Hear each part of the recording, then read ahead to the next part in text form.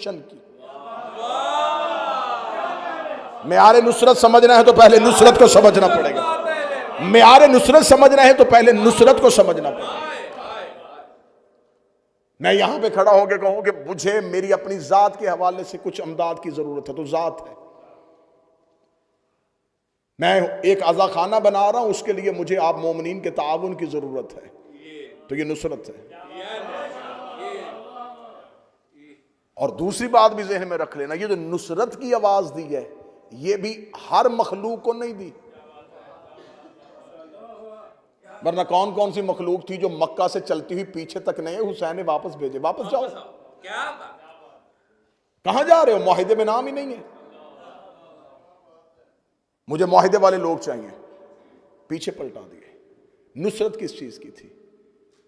कभी इस अंदाज में भी करबला सुनो, कभी इस अंदाज में भी करबला को देखो।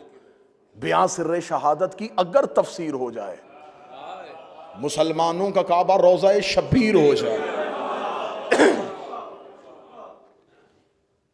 करबला के टीलों पे अंबिया की रूहें खड़ी थी और हुसैन आखिरी सजदा अदा करने लगे थे। हुसैन का ये ना हो कि मैं आखिरी सजदा अदा कर दूं तो फिर इन नबियों में से कोई एक कह दे हम भी होते,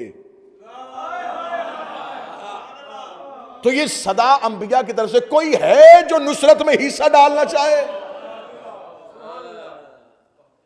सदाए अंबिया खामोश थी। नुसरत होती है मकसद के लिए। अब नुसरत समझोगे तो नासर समझ में आएगा। अब 12वें शहनशाह को लश्कर नहीं चाहिए, लड़ने वाले नहीं चाहिए, नासिरीन चाहिए। बड़ा बड़ा गलत तरीके से कॉन्सेप्ट फैलाया जा रहा है, कौम तक पहुंचाया जा रहा है। पहले एक दौर होता था अकीदा महदी होता था, अब महदवियत हो गया है।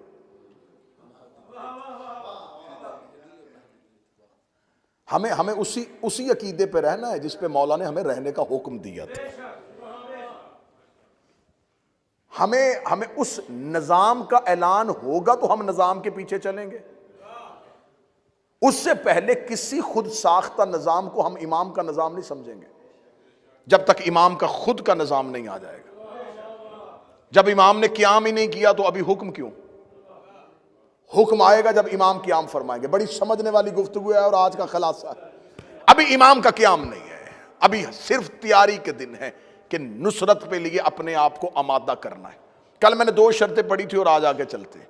नुसरत के लिए पहली शर्त ये नहीं है, लोग ये समझते हैं कि शायद हम में से कोई बहुत बड़ा इबादत गुजार होगा तो फिर इमाम के साथ हमारी मुलाकात हो जाएगी। और ज़हन में रख के इबादत किया करो, ये जो तुम इबादत कर रहे हो ये अहले बैत पे एहसान नहीं है, तुम पे वाजिब है। ये कोई अल्लाह पे एहसान नहीं है कि हमने नमाजें पढ़ ली हैं तो ये हम पर एहसान है। जो बंदा घर में लाइटें जलाता है उसने बिल देना है, जिसने अल्लाह की नेमतों का इस्तेमाल किया उसने इबादत करनी है। अहले बैत के नजदीक आने के लिए इबादत शर्त नहीं है। हाँ, इबादत जरूरी है, इबादत के साथ इंसान के नफ्स की रूह की पाकीज़गी होती है। पहली शर्त यह है मवद्दत। जिसके लिए, जिसके करीब जाना चाहते हो उसके साथ तुम्हारा ताल्लुक कैसा है, पहली चीज मवद्दत। मवद्दत पैदा करने के लिए पहले अंदर इश्क की आग जलानी पड़ेगी। बाहर से गेटअप तब्दील करने से बेहतर है अंदर से निजाम बदलना।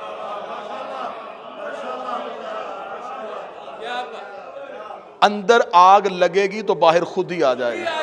आए आया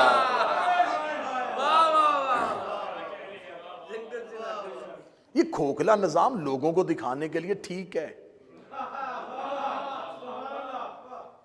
ये दुनिया के देखने के लिए निजाम अच्छा है कि हम ये हैं। हर इंसान खुद समझता है कि मैं क्या हूं। जितनी अहादीस चाहोगे मिंबर पे पढ़ने के लिए तैयार हूं। हर हदीस में हुक्म मारिफत का आया है। जिसने अपने वक्त के इमाम की मारिफत न की, यारिफो इमाम ज़माना ना माता मीततन जाहिलिया। यहां लफ्ज़ मोहब्बत नहीं आया, मारिफत आया। पहचानो, पहचानो। जगह जगह मासूम ने अहादीस में मोहब्बत करने वालों का नाम नहीं बताया, मारिफत करने वालों का नाम। अब मारिफत क्या है? पहचानना और है, जानना और है। चले मैं बड़ी आसानी से, बड़ी दो तीन में, सारी दुनिया के लोग इस्लाम आने से पहले अल्लाह को जानते थे, पहचानते नहीं थे। उन्हें पता था कि कोई है जो पत्थर में कीड़े को रिज्क देता है, जो कोई है जो सूरज निकाल रहा, कोई है। तो उन्होंने अपने अपने तसव्वुर के मुताबिक अपना अपना खुदा बना लिया। जो जिससे डरता गया उसे सजदा करता गया। ये इंसान के जहन में खुदाई का जो तसव्वुर है वो खौफ की बुनियाद पे है। हम में से हर कोई अपने जहन के बनाए हुए खुदा को पूज रहा है। हर इंसान के दिमाग में एक खुद साख्ता खुदाई का तसव्वुर है। बच्चों का खुदा और होता है, बड़ों का खुदा और होता है, पढ़े लिखों का खुदा और होता है। तो असल में अल्लाह की इबादत नहीं हो रही, जहन में बनाए हुए बुत की पूजा हो रही है। क्या बात है। मैंने तो पहले दिन कहा था कि नारों वाली मजलिस से सुननी है तो मुझसे अच्छी जंगे कौन पड़ेगा। कोई ना कोई जंग शुरू करता हूं और यहीं से हाथ उठे होंगे और नारा हैदरी या अली की सदा। हर एक के जहन में एक तसव्वुर है और तसव्वुर की पूजा हो रही है और उस तसव्वुर के पीछे खौफ छुपा हुआ है। एक खौफ है, एक डर है, इसकी इबादत करेंगे वरना ये दोज़ख में फेंक देगा। इसका मतलब है कि इबादत मोहब्बत में नहीं हो रही, डर से हो रही है। दो चीजें उठे मजमे से कोई बंदा तुम पे ओपन, मैंने पहले दिन मजमे को इजाजत दी थी कि आप सवाल करेंगे मुझे खुशी होगी। दो चीजें इबादत कर रही हैं, या लालच या खौफ। इस काबिल है, या लालच इबादत करवा रहा है या खौफ इबादत करवा रहा है। लालच इबादत है, करेंगे तो कुछ मिलेगा। खौफ इबादत करवा रहा है, नहीं करेंगे तो कुछ हो जाएगा। या खौफ है या लालच है, उसकी कौन कर रहा है? एक ही जुमला तारीख में आज तक गूंज रहा है, ऐ अल्लाह मैं तेरी इबादत, तेरे जन्नत के लालच में नहीं, तेरे जहन्नम के खौफ से नहीं, मैं इसलिए करता हूं। हाँ, मैं इसलिए रुका था, मैं इसलिए रुक रहा था, आधा आधा टुकड़ा पढ़ रहा था कि तुम वो जुमला पढ़ो जो तुम तक गलत पहुंचाया गया है, ताकि मैं फिर तस्हीह करूं। क्या कहा जाता है जी? अली ने फरमाया मैं तेरी इबादत इसलिए करता हूं, तो लायक ही इबादत, लफ्ज लायक दिखाओ, आज के बाद मिंबर पे नहीं आऊंगा। अली ने फरमाया मैं तेरी इबादत इसलिए करता हूं, तू अहल ही इबादत के है, तू इस अहल है कि तेरी, तू इस अहल है कि तेरी इबादत की जाए। कुरान की इज्जत की कसम है, आदम से लेके अब तक अल्लाह की अहलियत पे सिर्फ अली बोला है।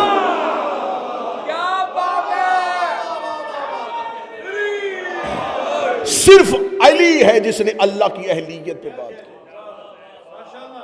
पहले दिन बच्चे को स्कूल छोड़ने के लिए जाओ तो उस टीचर देखे कहेगा अभी ये इस अहल नहीं है कि इस क्लास में बैठे, क्योंकि उसके काबिलियत जांचने का हुनर आता है।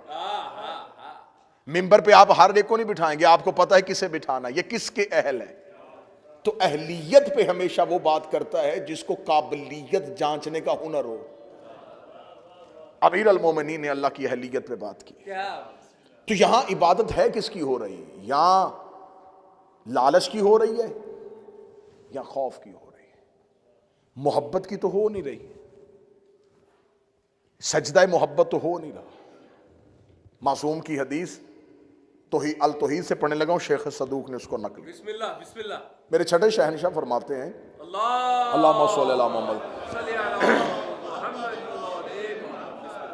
तुम में से हर कोई इस्म की इबादत कर रहा है। मौला फरमाते जो इस्म की इबादत करता है वो शिर्क करता है, जो सिर्फ मानी की इबादत करता है वो कुफ्र करता है, जो मानी की वजह से इस्म को झुकता है वो इबादत करता है। फिर हदीस सुन लेना, फिर सुनना। छठे शहनशाह फरमा रहे, मौला फरमान जिसने इस्म की इबादत की उसने शिर्क किया, जिसने इस्म छोड़ के सिर्फ मानी की इबादत की उसने कुफ्र किया, जिसने मानी के साथ इस्म की इबादत की उसने इबादत की। अब इसकी वजाहत सुनना। अगर कोई कहे अल्लाह की इबादत कर रहा हूं तो अल्लाह इस्म है, कौन है, कैसा है, कहां है, तसव्वुर लेके आओगे तो पागल हो जाओगे। तो फिर एक इस्म के आगे झुक रहे हैं जिसे अल्लाह कहते हैं। मासूम फरमाते जिसने सिर्फ इस्म की इबादत की उसने शिर्क किया। किताब का हवाला दे दिया, अल तौहीद शेख सदूक। एतराज सोच के करना, मजहब जाफरिया का पहाड़ जितना कद है मजहब में शेख सदूक का। गैबत कुबरा के बाद अव्वलीन में से शेख सदूक हैं। उन्होंने हदीस नकल की, जिसने सिर्फ इस्म की इबादत की शिर्क किया। जिसने इस्म के अलावा अल्लाह के मानी की इबादत की उसने कुफ्र किया। जिसने मानी के साथ इस्म की इबादत की उसने इबादत की। सामने बैठे साइल ने देखेगा अल्लाह इस्म है तो मानी कहां से ढूंढे? फरमाया नहनु मानिउल इस्म, हम आले मोहम्मद उस इस्म के मानी हैं। तुम तक अल्लाह नहीं आया था, हम आए थे। हमने बताया था कि अल्लाह है। जिसने हमसे गुजर के इबादत की उसने इबादत की। जिसने हमारी वजह से इबादत की उसने इबादत की। तो तसव्वुर इबादत ही अभी तक जमीन पे नहीं पहुंचा। हम हमारी वजह से उसकी इबादत करो। हम तुम्हें बता रहे हैं कि उसको सजदा करते हैं तो करो। आज पूरी दुनिया में हर मुसलमान, जिसने मुसलमान होता है, मुसलमान हो कलमा पढ़ अशहदु अल्लाह, मैं गवाही देता हूं अल्लाह है, मैं गवाही देता हूं। गवाही तो आंखों देखी होती है। जब तूने देखा नहीं गवाही कैसे दी? कहते इसलिए गवाही दी कि बाप ने कहा था पहले दिन ही कान में कि ये गवाही दे।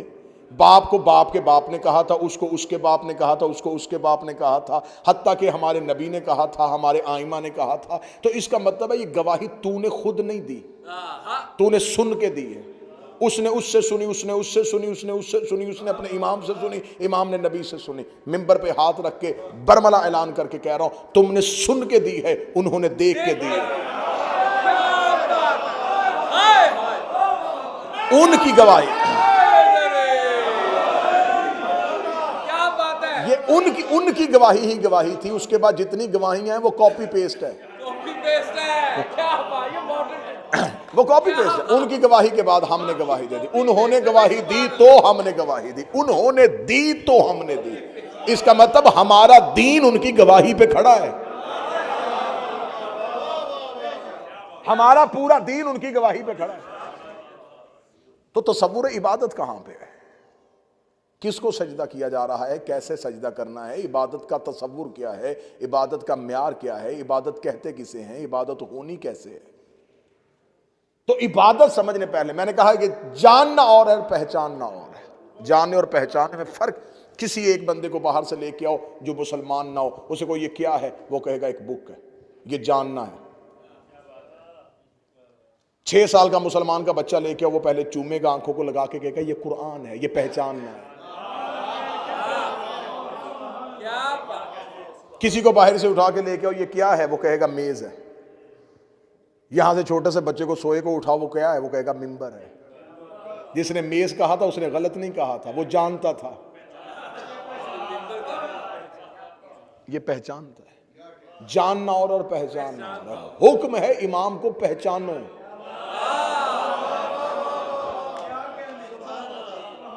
सारे मक्के के लोग जानते थे कि मोहम्मद सादिक है, अमीन है। इस्लामियात की किताबों में लिखा है कि वो अमानतें नबी के घर रखवाते थे, नबी से कहते थे। हत्ता कि यहां तक वाकया इस्लामियात की किताबों में हमारे बचपन में पढ़ाया जाता, शायद अभी तक सिलेबस में हो कि रसूल ने कहा अगर मैं तुम्हें कहूं पहाड़ के पीछे लश्कर है तो मान जाओगे? उन्होंने कहा हम मानेंगे क्योंकि कह जो तू रहा है। इतना नबी पे यकीन करते थे कि वो कहते तू जो कहेगा हम मान लेंगे, हम सादिक मानेंगे, हम अमीन मांगे, अमानते तेरे घर रखवाएंगे, हर बात का फैसला तुझसे करवाएंगे, लेकिन तुझे रसूल अल्लाह नहीं कहेंगे। फजीलत का इकरार करने से कोई फायदा नहीं हुआ, क्योंकि फजीलत के इकरार से फायदा नहीं होता, हक के इकरार से फायदा होता। जुमला सुनना और फिर दाद देना। मोहम्मद को, रसूल को सादिक कहना, अमीन कहना, सच्चा कहना, यासीन कहना, ताहा कहना, मुजम्मल कहना, मुदस्सर कहना, ये मेरे नबी की फजीलतें हैं। मोहम्मद रसूलुल्लाह कहना ये मेरे नबी का हक है। अली को मुश्किल कुशा मानना, अली को हाजत रवा मानना, अली से मन्नतें मांगना, अली से मदद मांगना, अली को अपना सब कुछ मानना, ये अली की फजीलत है। अलीयुल वलीउल्लाह अली का हक है। जैसे बंदा 1000 फजीलतें माने और मोहम्मद रसूल अल्लाह ना पढ़े तो उसे कोई फायदा नहीं होता। अली के सारे फजाइल पढ़े और अलीयुल वलीउल्लाह ना पढ़े, कोई फायदा नहीं होता। इसका मतलब है फजीलतों के इकरार से फायदा नहीं होता, हक के इकरार से फायदा होता है। आज कोई बंदा कलमा पढ़ के कहे मैं सैयदा को सैयदत आलमीन मानता हूं, नबी की बेटी मानता हूं, जन्नत की औरतों की सरदार मानता हूं, ये सारी फजीलतें हैं। फतक ज़हरा का हक है।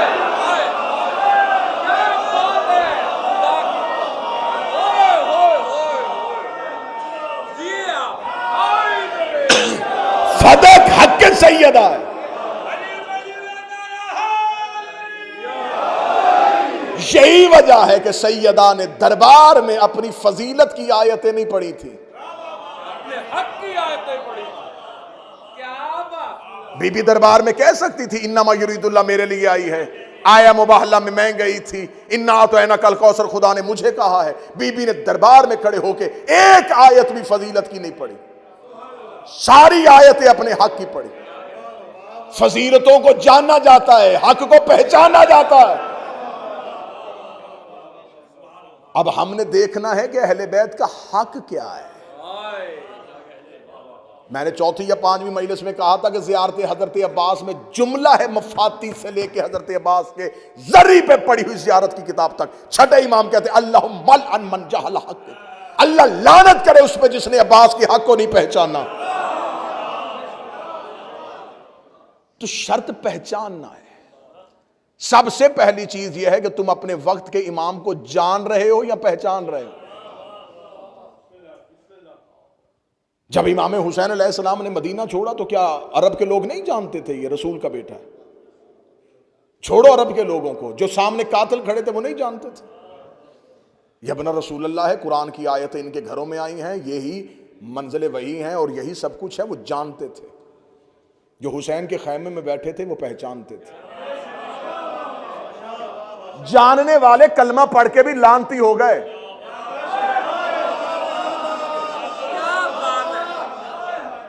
क्यों तबर्रा करते हो आज, क्यों लानत करते हो? क्यों? उनके कलमे में शक था। क्या उनके पास नमाजें नहीं थी, रोजे नहीं थे? कहते क्या फायदा ऐसी नमाज और ऐसे रोजे को, इमाम को पहचाना ही नहीं। तो इसका मतलब है कि शर्त कलमा नहीं रह गया। बदलने लगा हूं जुमला, 2 शख्सियात दुआ लेने के लिए जुमला बदलने लगा। 10 मुहर्रम 61 हिजरी से पहले दीन शर्त था मुसलमान की। 10 मुहर्रम 61 हिजरी के बाद अब दीन शर्त नहीं, हुसैन शर्त है। अब बोले कोई बंदा जिसका हक बनते वो बोले।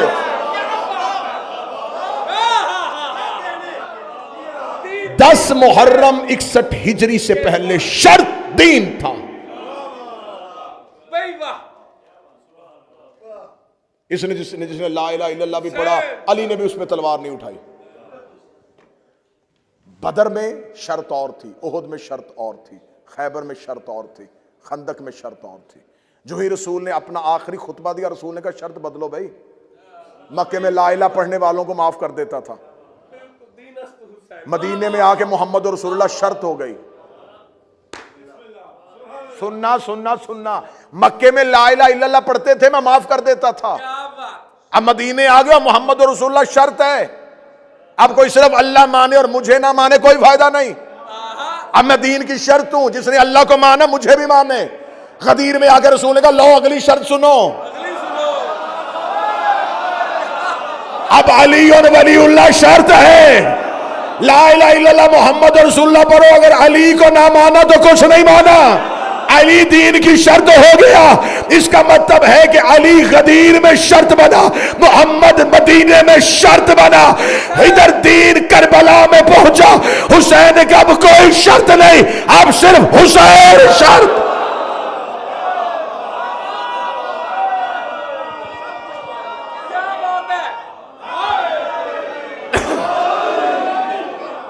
हुसैन ला इलाहा की शर्त है, हुसैन मोहम्मद रसूलुल्लाह की शर्त है, हुसैन अली वलीउल्लाह की शर्त है।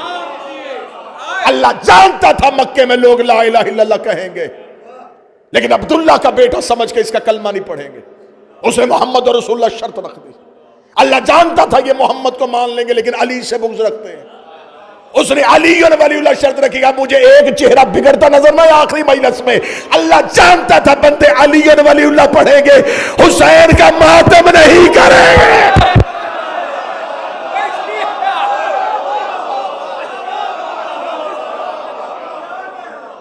उसने हुसैन शर्त रख दी। हुसैन शर्त है। अब कोई खड़ा होके कहे ना आजादारी हमें क्या देती है,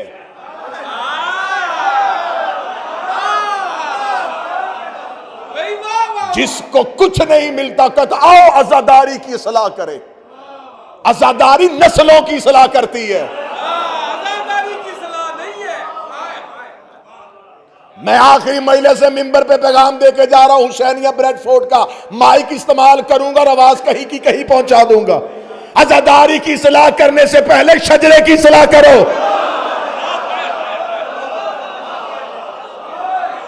रिकॉर्ड दुरुस्त करवाओ, कहीं ना कहीं कोई कड़ी टूटी हुई मिलेगी।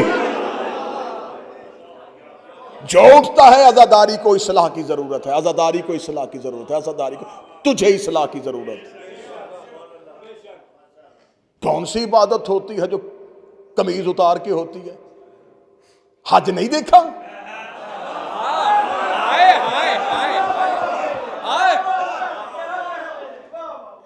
क्या घनौना मजाक हो रहा है मेरे मजहब के साथ। पहचानना है हुसैन को, हुसैन शर्त है। नहीं तो 8वें इमाम का नेशापुर का खुतबा पढ़ना। फरमा ला इलाहा इल्लल्लाह हिस्नी फमन दाखला हिस्नी अमन अज़ाबी, ला इलाहा कला है। क्या कहने 8वें शहनशाह मेरे मशहद के मौला, तू कह देता ला इलाहा घर है, ला इलाहा कला है। घर का दरवाजा हर किसी को पता होता है,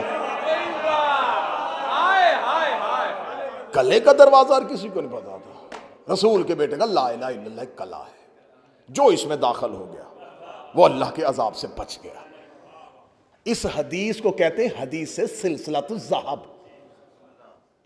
इस हदीस में इमाम ने हदीस पढ़ने से पहले हदीस की सनद पढ़ी है। खुतबा तशरीफ फरमा है, उलमा तशरीफ फरमा है। जब हमारे यहां हदीस पढ़ी जाती है तो इल्मुर रिजाल की बहस में उसकी सनद पे बहस होती है। भाई हदीस ठीक है, बताओ किससे ली है? वो कहते इससे, इसने किससे सुनी, उससे, उसने किससे सुनी, उससे। ना ना ना ना, ये जो तीसरे नंबर पे आया ना मुहद्दिस, ये रावी, ये ठीक नहीं है, हदीस मशकूक। एक कड़ी में भी एक हल्का सा भी शक आ जाए तो इल्म हदीस की 7 किस्में हैं। शाज है, मुरसल है, मतवातर है, ज़ईफ है, सिका है। ये जो इल्म हदीस के कवानीन जानते हैं उनको पता है कि हदीस को किस मेयार पे रखना है। बिल्कुल सारी की सारी हदीस की सनदें ठीक आ रही हो, वो कहते ये सनद मजबूत है, मुस्तनद है, सनद बड़ी ठीक है। अगर एक हदीस है उसकी रावी नहीं मिल रहे, लेकिन वो हदीस इतनी पढ़ी गई है कि हर जगह पे किताबों में लिखी जा रही है लेकिन सनद नहीं मिल रही, वो कहते हैं इसे हदीस मुतवातिरा के तौर पे पढ़ो, ये दोहराई जा रही है लेकिन सनद नहीं मिल रही। क्योंकि शिया मजहब तलवारों के नीचे से निकल के आया है। तकैया के दौर पे लिखी हुई हदीसें, उस वक्त में लोग सनद नहीं लिखते थे, सनद लिखते थे। तो अगर सनद लिखते थे तो जिसने रवायत की थी वो मारा जाता। ये शिया मजहब की अगर आप तारीख पढ़ेंगे तो लहू से भरी हुई तारीख है। एक हदीस दूसरे शिया तक पहुंचाने के लिए मीलों का सफर करते थे और कानों में जाके बताई गई हदीस। यार मेरी कौम के बच्चों, सिर्फ इतना सोच लो कि बनी उमैया और बनी अब्बास का ये 1000 के लगभग के दौर में हर दौर की हुकूमत ने इस मजहब को मिटाने का चाहा और ये इतना फैल गया। तो अगर ये मजहब वारसों ही से लिया जाता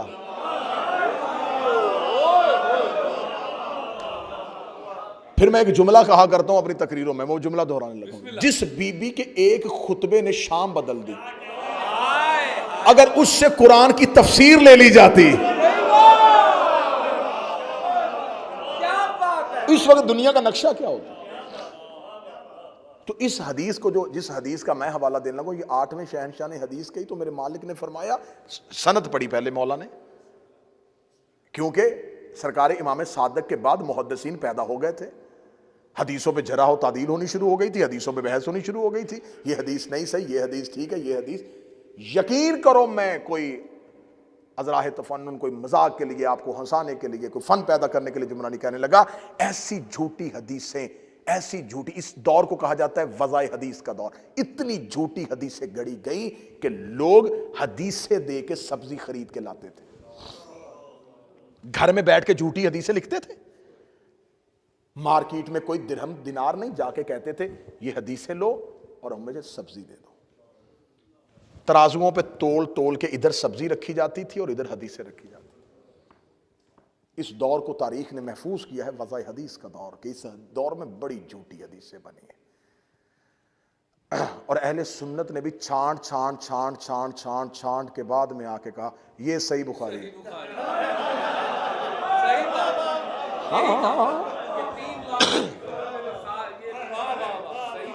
लाखों में से उन्होंने 6,500 निकाले, 6,500 निकाली लाखों की। वाह भाई, ये सही है।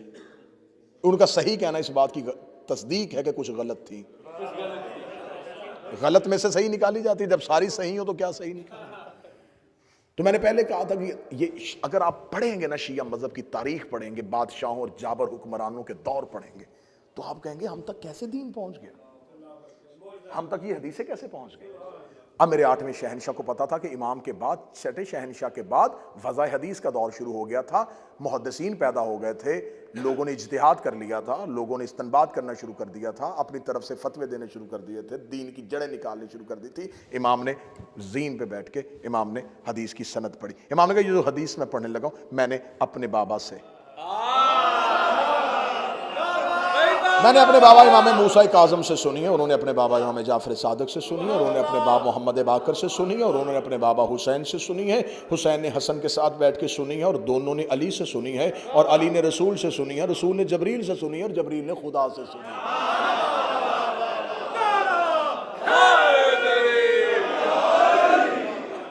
अब यहाँ पर मौरखी ने लिखा, इस हदीस को सिलसिलतुल ज़हब कहा जाता है। सिलसिलतुल ज़हब क्या, वो कहते हैं सोने के साथ लिखा, इतनी बेहतरीन कड़ी, वो कहते हैं ये सोने की कड़ी है। ईरानी उलमा कहते हैं कि हदीस सिलसिलतुल ज़हब पे किसी प्याले पे, मट्टी के प्याले पे लिख के उसमें पानी डाल के गूंगे को पिलाओ, उसे जुबान मिले, बीमार को पिलाओ, शिफा मिल जाएगी, इसे घर में रखो, बरकत होगी। हदीस सिलसिलतुल ज़हब, उस हदीस में इमाम ने ला इलाहा इल्लल्लाह एक कला है, इसमें दाखिल होने की शर्तें, और उनमें से एक शर्त मैं हूं। हम शर्त हैं दीन की, ला इलाहा में दाखिल होने की हम शर्त हैं।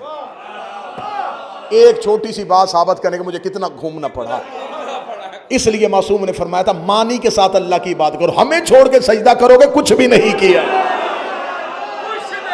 हम शर्त हैं, हम शर्त हैं, हम शर्त हैं, हम शर्त हैं। जिस बंदे ने 8 दिन की मेहनत का अजर देना हो, मेरी आंखों में आंखें डाला, सर उठाना, चेहरे पे मवद्दत अली की मुस्कुराहट लेके आना। अब इस बात पे बहस नहीं करनी आज के बाद, अली वाजिब है, औजब है, मुस्तहब है, अस्काल है, मुब्तल है, ये शरीयत के लफ्ज है। अली दीन की शर्त है।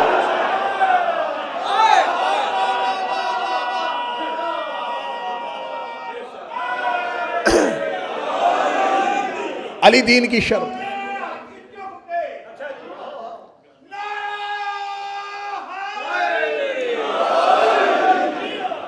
अली दीन की शर्त, जैसे वजू नमाज की शर्त है,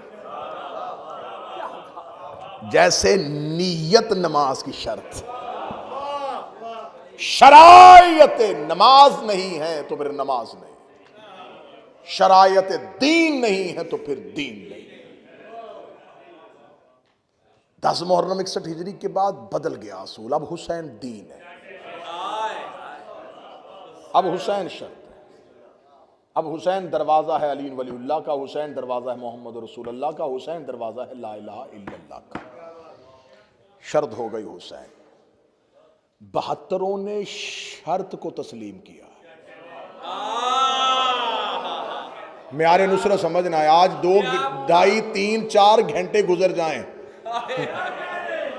छुट्टी है, किसी ने जाना तो नहीं ना जी, और दिन का टाइम है, कोई नहीं है, सब और बड़ी अच्छी जगहों पे पार्किंग करके आए हुए हैं, कोई नहीं है ना जी, कोई खतरा नहीं। ये शर्त है। अब शर्त ये है कि जिसे शर्त मानो उसकी मार्फत करो। दूसरी हाजिरी है आपकी, एक दिन पहले है तो एक दिन अब है, ये शर्त है। अब हम हैं अपने आखिरी वक्त के इमाम की रैयत। लो, सबसे पहला कानून सुनो कि अगर इमाम की नुसरत पे आमादा हो ही चुके हो तो पहले इमाम को शर्त मानो। शर्त मानो, हर काम से पहले शर्त को रखो। नमाज पढ़नी है, इमाम शर्त है। रोजा रखना इमाम शर्त है। ज़कात देनी है, इमाम शर्त है। खुम्स निकालना है, इमाम शर्त है। मसला पूछना इमाम शर्त है। मातम करना इमाम शर्त है। जुलूस निकालना इमाम शर्त है। शर्त को सामने रखो, फिर अमल करो। अमल करके शर्त तक ना पहुंचो,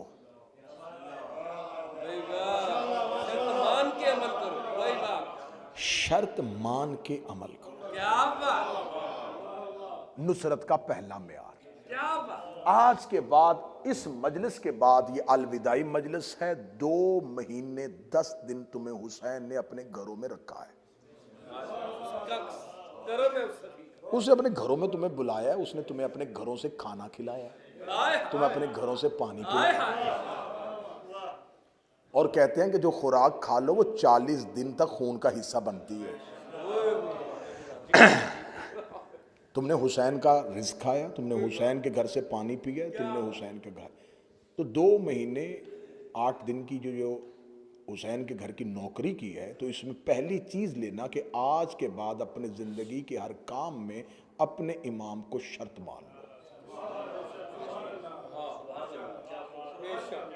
हर चीज़ में अपने इमाम को,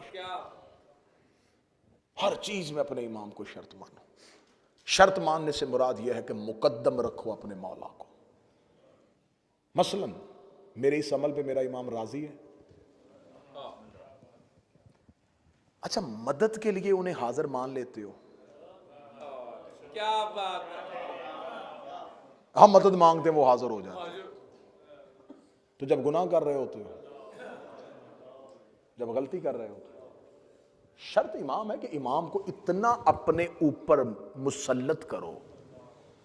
एक आरिफ के पास एक शख्स आया, उसने कहा मैं इमाम के साथ मिलना चाहता हूं। कहता क्या करता है इमाम से? कहता मोहब्बत करता हूं। कहता तुझे है ही नहीं? कहता है। शागिर्दों से कहा इसे कमरे में बंद कर दो। कमरे बंद कर दिया, कहा दरवाज़ा बंद कर दो। पूरा दिन, पूरा रात, अगला दिन, अगली दोपहर को जाकर दरवाजे का खोला, दीवार के साथ नीम मुर्दा हालत में, बंद आंखों को हल्का हल्का खोला, होंठ खुश्क, जुबान हलक से बाहर, आवाज़ दे रहा है पानी पानी पानी पानी। उसने कहा पानी लेके आओ। पानी लेके आए, छींटे मारे, प्याला दिया, उसने कांपते हुए पानी पिया। जब पानी पी चुका, वजूद में ज़िंदगी के असरात वापस आए। आंखें खोली, आंखें खोल के कहा मैंने तो कहा था कि मौला से मोहब्बत करनी है, ये आपने मेरे साथ क्या किया? उसने कहा पानी पानी पानी पानी क्यों कर रहा था? तेरी तो आंखें बंद थी।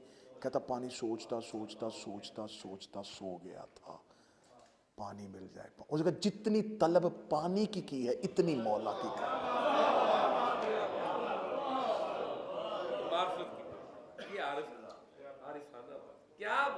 कभी अपने मौला से भी इतनी मांग, उसकी भी इतनी तलब की है। जब भी मुश्किल में कहा या अली मददगार, या साहिबुज़्ज़मान अदरिकनी, सिर्फ मुसीबत की तस्बीह का नाम नहीं, सांसों की तस्बीह का नाम। हाय हाय हाय, क्या अपने वक्त के आका और मौला को अपनी शर्त बनाओ। नुसरत, बात कबूल हो रही है जी? चलें आगे। दूसरी चीज, अगर नुसरत के लिए आमादा हो चुके हो तो पहले, जैसे एक इंसान जो है, एक आपको एक डाकू आता है और वो आपको कहता हैंड्स अप, निकालो जो कुछ है, हर कीमती, क्यों वो कीमती चीज निकालने आता है? आप कीमती चीज निकाल देते हैं। वो आपका वजूद आपको खाली करता है जो उसे चाहिए होता है। उसका काम होता है आपसे चुराना, इमाम का काम होता है आपको देना। तो अपना आप अपने वक्त के इमाम के सामने खाली करो, हर चीज अपने निकाल के अपने मौला के आगे फिदिया कर दो और मौला को पेश कर दो। जान, इज्जत, माल, औलाद सब वक्फ इमाम के लिए। जुबानी दावा नहीं, अमली सूरत में सबूत दो। अपने इमाम के सामने अपनी तमाम चीजों को फिदिया कर दो, अपने आका और मौला के सामने हाजिर हो जाओ। फिर अपने वक्त के इमाम की नुसरत के लिए ऐसे आमादा हो जाओ कि हर लम्हे आवाज का तलाश करो। किसी भी लम्हे आवाज कान में आएगी कि मैं आ गया हूं। अरब का एक शख्स घोड़े पे बैठ के नकाब पहन के चौक में आके खड़ा हो जाता था। लोग पूछते थे क्यों खड़ा होता है रोजाना आके? कहता इमाम आ गया तो सवारी ढूंढूंगा तो इमाम के पास जाऊंगा, इसलिए घर से तैयार होके आ जाता। लोगों ने समझा पागल हो गया, मखबूत अलवास हो गया। एक दिन नौजवानों ने आके मजाक उसका, तू यहां खड़ा है, पहाड़ी के पीछे इमाम आ गए। किताबें कहती गया और वापस नहीं आया।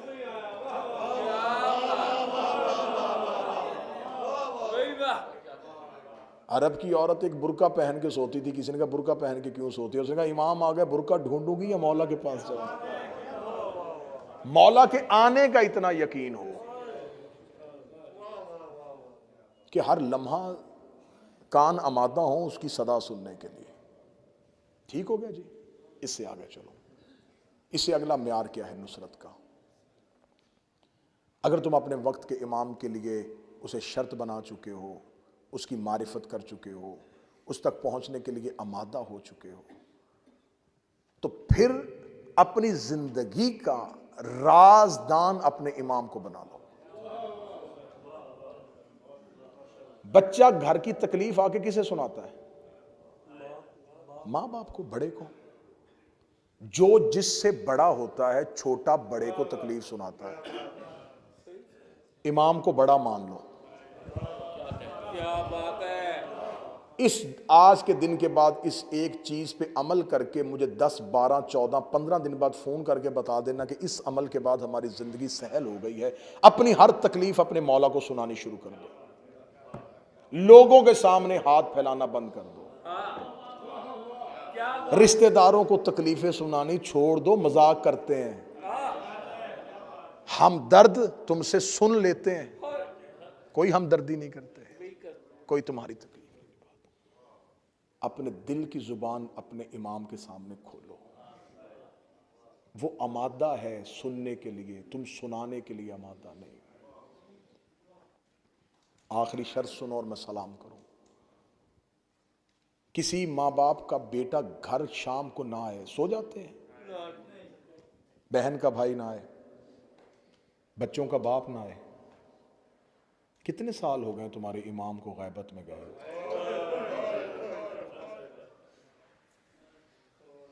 सुकून क्यों है? तस्कीन क्यों है?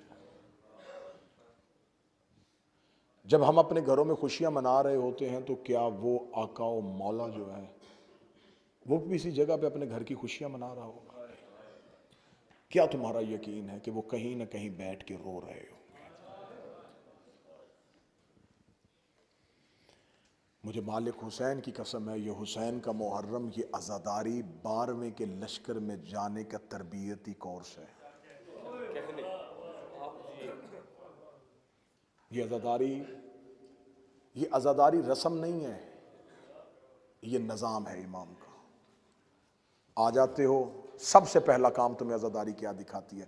जो काम मस्जिद में नमाज की सफ नहीं करती वो हुसैन की अज़ादारी करती है। यहां बगैर फर्क के बिठा दिया जाता है। मैंने जुमला कहा था, मैं गलत कहूं तो मुझे टोकना। मैंने मस्जिद की सफों में यह तफरीक देखी है। आगे खड़ा है और पीछे कोई अमीर बंदा आ गया तो पीछे से कोई आवाज देकर था, भाई आगे से बच्चे को पीछे भेजो, आप आगे जाएं। ऐसा है या नहीं है? इसे बुलाओ, इसे बुलाओ, इसे बुलाओ। सफ़े बांधी जाती हैं, पीछे कोई अहले इल्म आ गया, आप आगे आए। बुजुर्ग आ गया, आप आगे आए। बेटा पीछे चले जाओ, उन्हें आगे आने दो। बेटा तुम उधर चले जाओ, इन्हें पीछे खड़े होने दो। हुसैन की मजलिस में नहीं है। गरीब सबसे आगे बैठ जाएगा, अमीर सबसे पीछे बैठ जाएगा। यहां जमीन पे बिठाया जाता है ताकि इंसानी गरूर का खातिमा हो, इंसान का तकब्बुर मिट जाए। अली फरमाते कि जमीन पे बैठने वाला इस सोच के साथ बैठे कि वो गिरता नहीं है। क्या हमेशा इंसान ऊंचाई से गिरता है। क्या बात, वाह। जितनी देर बैठे हो तुम्हें घर का कोई खौफ नहीं, कोई ख्याल नहीं, कोई कुछ नहीं। ये हुसैन के 12वें आका की नुसरत का तरबियती कोर्स है कि जब इमाम के घर में आ जाओ तो फिर अपने घर की फिक्र ना करो। आखिरी बात कहने लगा हूं, इसी बात को पूरा खलासा समझना। अगर 2 महीने 8 दिन हुसैन के घर रहे हो तो अब अपने घरों को वापस जा रहे हो तो हुसैन को अपने घर लेके जाना, हुसैन को अपने घर लेके जाना। घरों की तरबियत आके इमाम बारगाहों में ना दिखाया करो, इमाम बारगाहों की तरबियत जाके घरों में दिखाया करो। घरों की तरबियत देके इमाम बारगाहों में आओ। हुसैन के घर की तरबियत अपने घरों में लेके जाओ। ये अगर आज़ादारी ना होती, ये मेरी कौम के बच्चे जो हैं इनका शऊर ही मर जाता। जिस हुसैन ने तुम्हें अपने घरों में बिठाया था वो जुलूस के साथ क्यों निकालता है? ताकि ज़माने को बताओ कि हुसैनी कैसे होता है। ये जुलूस नहीं है, ये 12वें के लश्कर की तैयारी है। अपने वक्त के इमाम के सामने अपनी हाजात रखनी शुरू कर दो, अपनी तकलीफ़ें बतानी शुरू कर दो, अपने मौला को अपना राजदान समझ लो। मैंने जुमला आखिरी कहा था, जिस माँ बाप का बच्चा घर ना आए हैं वो नहीं सोते। कितने साल हो गए, गैबत कुबरा में गया हुआ है मेरा आका। किस वजह से गया था? खुशी से गया है, जमाने के दर्दों से गया है, लोगों की बेवफाई के डर से गया है। मौला अमीर अल मोमिनीन 25 साल अपने घर का दरवाजा बंद ना करते अगर मुखलसीन होते। किस दौर के इमाम को मानने वालों ने वो कदर दी है? सबसे ज्यादा तादाद करीम करबला को मिली है 72। ये 72 मुखलस अली को मिल जाते क़याम कर देते, मौला हसन को मिल जाते क़याम कर देते, जिन्होंने कायनात में सब कुछ बांटा। कोई तलवार से, कोई जहर से, कोई जिंदानों में।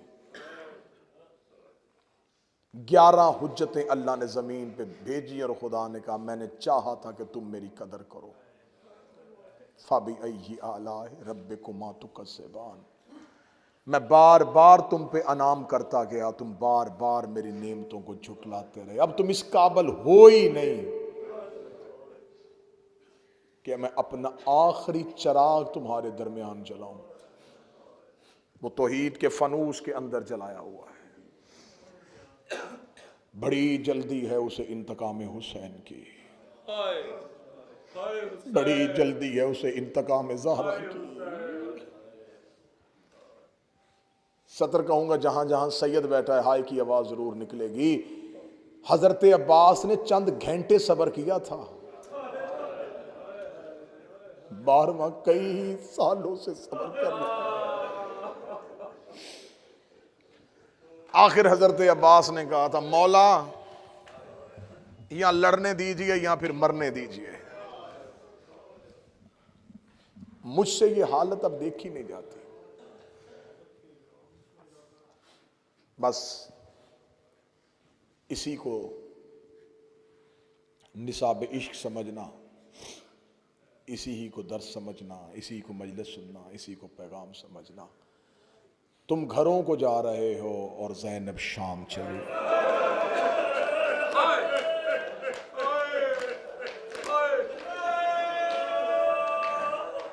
तुम घरों को जा रहे हो और सकीना शाम में सो गए।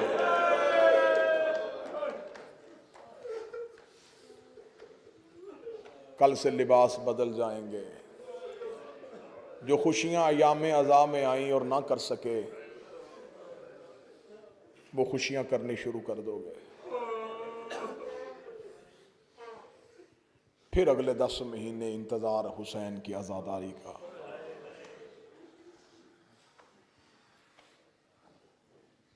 पलट के चली गई अली की बेटी मदीने। बस रवानगी पढ़ूंगा, बहुत ज्यादा पड़ गया। बरामदगी है शहजादियों के नूरी महमलों की। अल्लाह इन भाइयों को, इन मातमियों को, वसीम को, इनके दोस्तों को, कैसर को, नसर को, जिन्होंने जो जो मेहनत की है, जो नाम नहीं ले सका, मेरे भाई इमरान है, शाहजी हैं, इन सब ने मेहनत की है। नोहा खानों ने, अज़ादारों ने। हुसैन की माँ तुम्हें किसी का मोहताज न करे। तुमने मोमिनीन के रोने का बंदोबस्त नहीं किया, तुमने अली की बेटियों के मातम का इंतजाम। इतने दिन मेहमान रही हैं रसूल की बेटियां, तुम्हारे पास विदा हो रही हैं।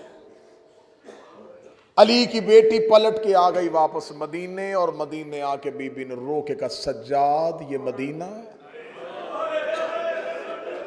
अब बड़े हौसले के साथ सुनते आना, है सज्जाद ये मदीना है।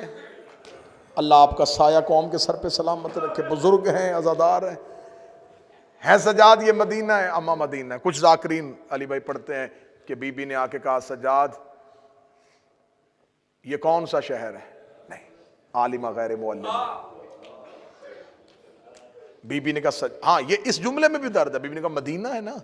हाँ मां मदीना है। बीबी रो कहती पहली बार बाहर से देखा है।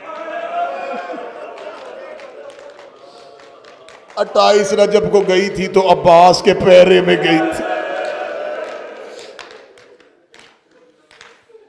अम्मा ये मदीना है। बीबी रो के कहती है, सज्जाद मुझे नाना की कब्र पे छोड़ा। मौला सज्जाद ने माँ का हाथ पकड़ा, कब्र मुस्तफ़ा पे लेके आए। बीबी देखती, सज्जाद आप वापस जाए, मुझे अकेली को नाना की कब्र पे रहने दे। मेरी शहजादी कब्र रसूल पे आई। बिहार में अल्लामा मजलसी ने बीबी का वो नोहा लिखा है। बीबी कब्र रसूल पे इमरान भाई, और काफी देर कब्र मुस्तफ़ा को दे के सिसकियां लेके रोती रही। थोड़ी देर के बाद बीबी ने नोहे की पहली सतर पढ़ी। मैं 4 सतरें पढ़ूंगा, मातम की तैयारी करना। बीबी ने पहली सतर पढ़ी। बीबी रो के कहती, नाना कब्र से निकल के पहचान में वही ज़ैनब हूं। बीबी ने दूसरी सतर पढ़ी। बीबी रो के कहती, नाना तेरी अजान बच गई, मेरा मुअज्जिन मारा गया। बीबी ने तीसरी सतर पढ़ी। बीबी रो के कहती, नाना तेरी नमाज बच गई, मेरा नमाजी करबला में रह गया। चौथी सतर पढ़ने से पहले अली की बेटी ने गठड़ी खोली। गठड़ी से हुसैन का तीरों वाला कुर्ता निकाला। कुर्ता निकाल के कहती, नाना एक बार कब्र से बाहर निकल, पहचान के बता, ये उसी हुसैन का कुर्ता है जो तेरी जुल्फे थामा करता था। ये उसी हुसैन का कुर्ता है जिसका लिबास जन्नत से आया था। कब्र मुस्तफा पे जलजला आ गया।